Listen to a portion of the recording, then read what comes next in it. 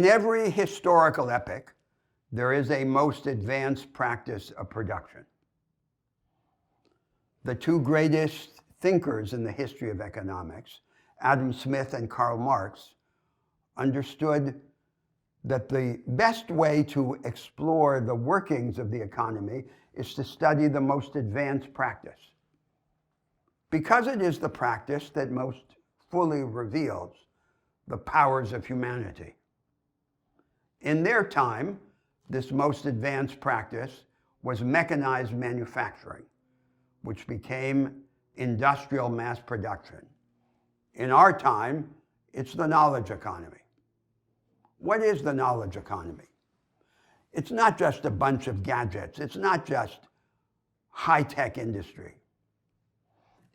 It exists in every part of the production system, not just as advanced manufacture, but also as intellectually dense services, and even as precision or scientific agriculture. Its superficial characteristics are two. First, that it combines production at scale with the de-standardization of products and services.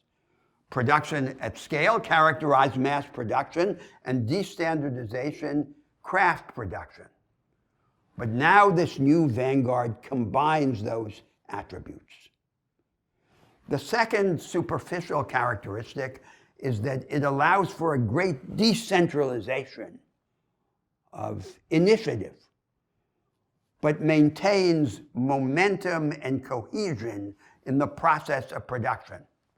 So it's like the difference between a special forces operation or a guerrilla war, by contrast to a standard infantry battalion.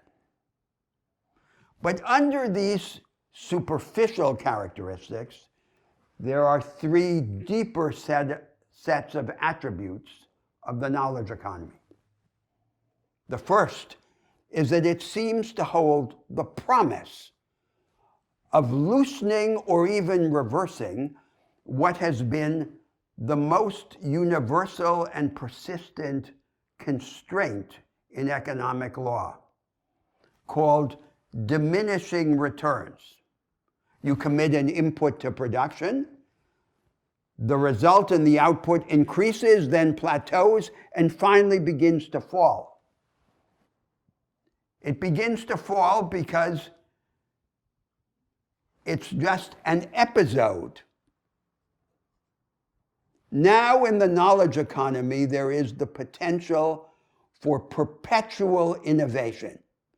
And perpetual innovation has the potential of loosening or reversing this most universal constraint in economic life. The second deeper characteristic of the knowledge economy is that it brings more closely together the activity of producing and the activity of imagining or discovering. The best firms become like the best schools. And we have the potential radically to change the relation between the person and the machine. Everything that we have learned how to repeat, we express in a formula or an algorithm, and then we embody the algorithm or the formula in a contraption, the machine. The point of the machine in this new practice of production would be to do for us everything that we have learned how to repeat, so that our supreme resource, our time, can be preserved for the not yet repeatable. The third deeper characteristic of the knowledge economy is that it requires a change in the moral culture of production. The earlier vanguard, mass production, was characterized by the generalization of a low level of trust.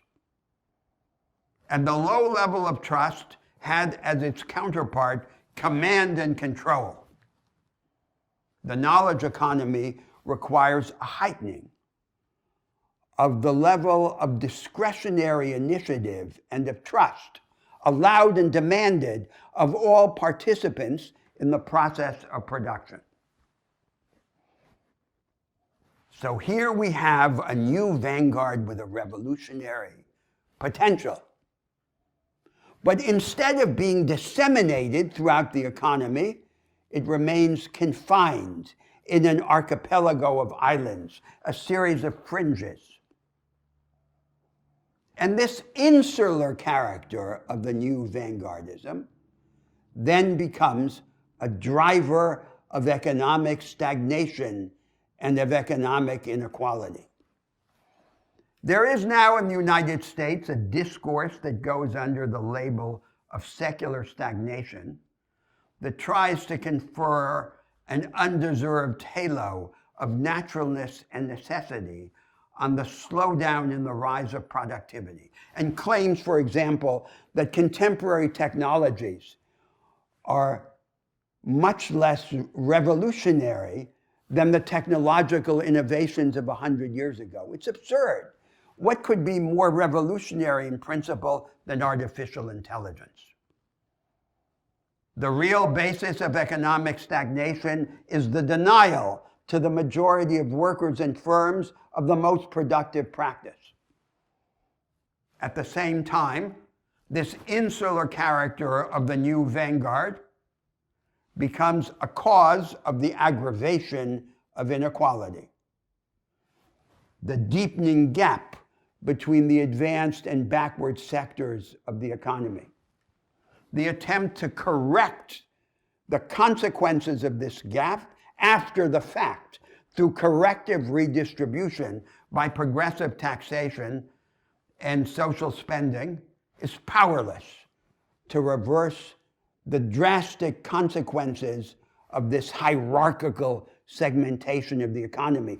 The only adequate solution would be to change the structure, deepening and disseminating the knowledge economy.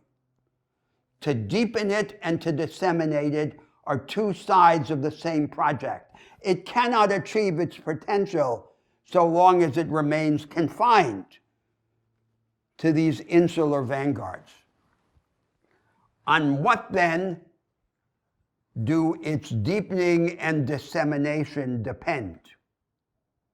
In the first place, they depend on a new kind of education, a form of education that is analytical and dialectical, provided to the entire population.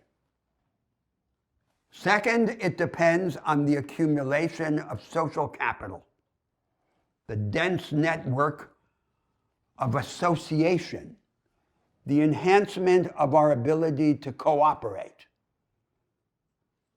increasing the moral basis for the transformation in the moral culture of production that the new vanguard requires.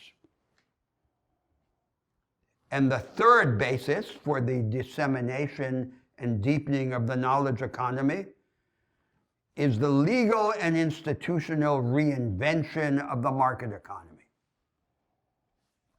More access to productive resources and opportunities for more people in more ways, to bring the vast periphery of the economy stuck in backward forms of production closer to the frontier of the productive vanguard. That effort begins in modest initiatives that increase access to credit, technology, and advanced practice. But it ends in the radical reinvention of the market economy, the experimental coexistence of different regimes of property and contract in the same decentralized market order. The market economy should no longer be fastened to a single dogmatic version of itself.